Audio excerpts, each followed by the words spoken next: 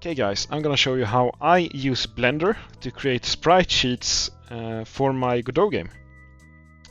It's gonna be a very simple video in that I'm just gonna explain the process quickly here in the beginning, and then I'm gonna speed through the modeling process as it's a bit more creative and some trial and error.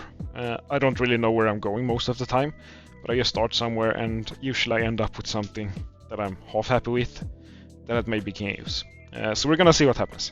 What I do is I use the Eevee renderer with a 0-sized pixel filter, and I use the transparent mode, of course, as it's much easier to work with. What you end up with then is, if you take pictures of your models, you end up with this pixelated style, which is very nice. And you can also create animations, of course, and these can make a ship like this, for example, rotate around the y-axis here. We can do something like this if you wanted to, and you can see that we can get a picture of each and every angle here, and that can be very useful to things like ships that are turning and stuff like that. But we're gonna make an enemy today, so not a ship. And I'm gonna animate that by rigging it, adding bones pretty much. But I'm gonna stop talking now, and this process is probably gonna be sped up in the video. Thank you.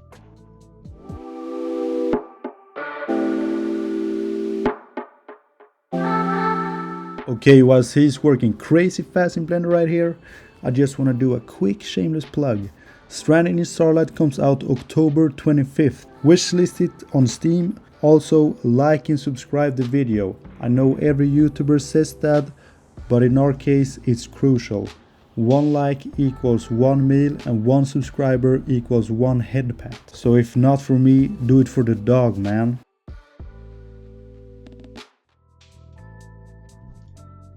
Okay guys, so now I have created some sort of model here. I'm gonna apply the subdivision modifier here, and then we can rig the model after that. Actually, bring the quality up one bit, then apply it like this. Okay, now we see that we have this mesh here, and we're gonna create an armature. And now I'm gonna be silent again.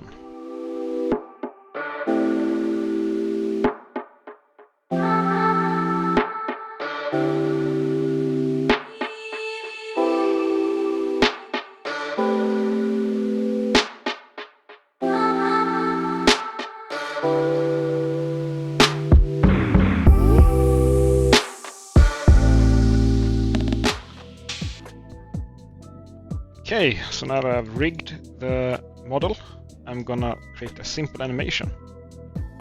Or maybe 2 animations. We'll start with 1.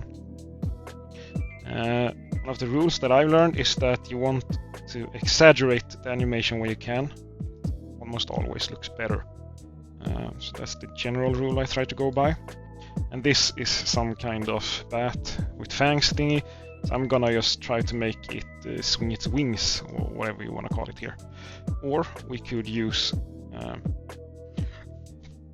the animation to make it fly sideways, like this. But I'm gonna start with a flying animation. Okay, so if we do like this, we reset all rotations, and then I'm gonna go quiet again.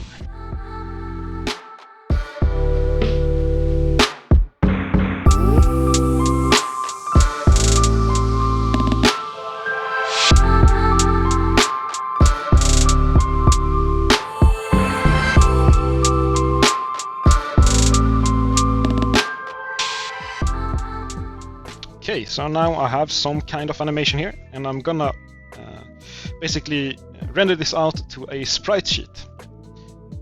Do that by using all the frames that I created here, and then I have made it so that they come out to a designated folder I picked, and then I can use some online tools if you want to. Probably something else is available. You can use Google Sprite Sheet Packer on Google, and you will find several different ones that you can use. Depending on how simple your sprite or animation is, it might be good to use different ones. I've used this one extensively, but I've also started using this one here because some of the textures have been becoming larger, and infinitely large textures, or whatever you want to call it, too large textures are not very good for Godot in terms of the import. Doesn't seem to work if it's all in a horizontal line. So that's why I sometimes decide to use this instead. Okay, so